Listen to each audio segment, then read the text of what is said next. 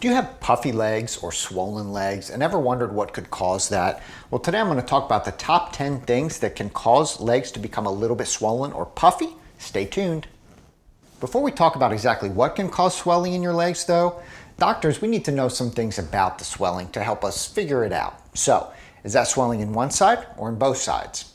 Is it true swelling, or is it edema, or is it pitting edema? So when you put your finger in there, do you leave an indentation?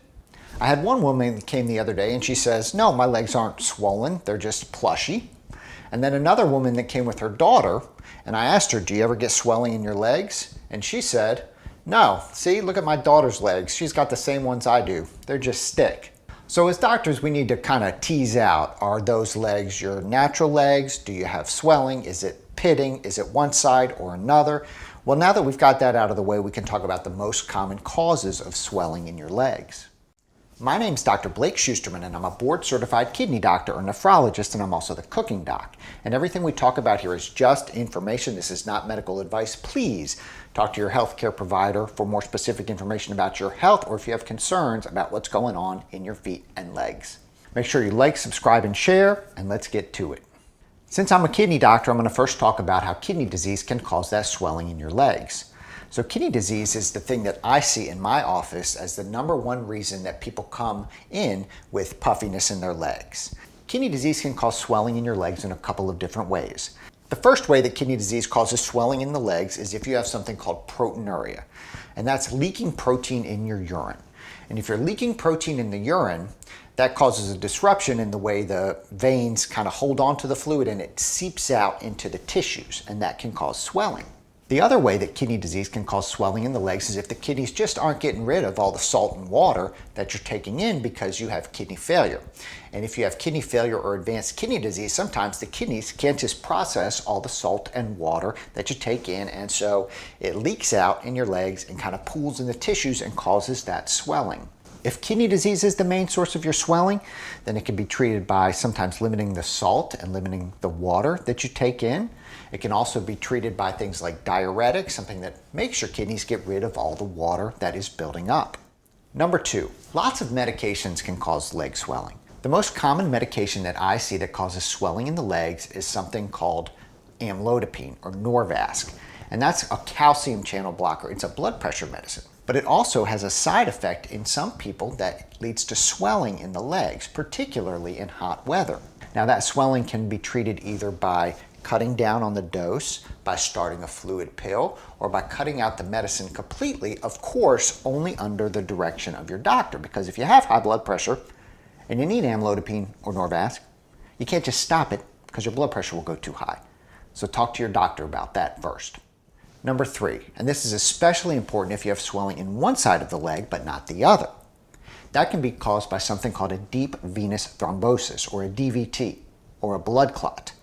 And the blood clot essentially blocks the blood from flowing back up in the leg through the veins, and then that causes increased pressure, and that pressure forces the fluid to go out into your leg, and that is most common on one side of the leg more than the other.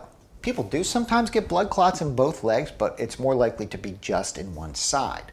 Risk factors for blood clots are things like immobilization. So if you're not moving or you have a fracture and you're just sitting still for a long time, trauma can cause it. Long plane rides, sometimes people get blood clots after long plane rides. And it's a very serious condition, one that often leads you to having to take blood thinners to dissolve that blood clot and figure out what the cause of it is. Number 4, pregnancy. Pregnancy can cause swelling in the legs for a variety of different reasons. So if you're pregnant and you have swelling in the legs, for some people, that's kind of a normal side effect of pregnancy. For other people, it means there's complications from your pregnancy. So if you're pregnant and you have swelling in your legs, you want to make sure you're seeing a doctor so that they can make sure whether or not this is just kind of normal fluid buildup from being pregnant, or whether there's a different, more serious cause of it. Number 5, and this is another common one that I see in my office, heart failure. The heart pumps the blood throughout the body. And if the heart is not pumping adequately, that leads to something called heart failure. Now, the heart can have trouble either pumping or relaxing, and both of those abnormalities can lead fluid to build up behind the heart. Essentially, the fluid is not building up in the heart, but it's building up behind the heart because the heart is not pumping it forward. And when fluid is building up behind the heart, it leads to increased pressure in those veins, and that increased pressure in the veins in the legs causes the fluid to flow out into the tissues. So heart failure is one of those things we look for if people have new onset swelling in the legs. Now, not everybody, of course, that has swelling has heart failure or kidney failure or something bad. I don't want to scare you, but if you do have swelling, make sure your doctor's taking a look at you. Number 6, lymphedema. Lymphedema is an abnormality in the way the lymphatic system drains the fluid from the feet. And anytime there's an abnormality in the way the fluid is being drained from the feet, it can spread out into the interstitium or the tissues and cause swelling. Now, lymphedema can also happen if there's a blockage to the lymphatic system from surgery or from tumors, or sometimes you'll notice people who have kind of a lymph node dissection in their arm from previous breast cancer surgery can get lymphedema in their hand and arm. And the same kind of thing can happen in the legs. Lymphedema is a more complicated thing to treat sometimes because it's not easy to fix those lymphatic vessels. So sometimes people have to wear compression hose or stockings on their legs to kind of help keep that fluid from moving up into the body and keep it from pooling in the feet and the legs. Number 7, thyroid disease. Now, I'm not talking run-of-the-mill low thyroid levels that are very common in people. I'm talking about something called mixed edema. Mixed edema occurs when somebody has such severe hypothyroidism that it causes a lot of abnormalities in the body, including sometimes swelling in the legs. So if somebody shows up in the hospital with swelling in the legs that is not explained, we'll always check a thyroid level. Number 8, venous insufficiency. So venous insufficiency is when those veins just aren't taking the blood up to the body. The same way you get abnormalities when the lymphatic system is not pulling blood up from the feet.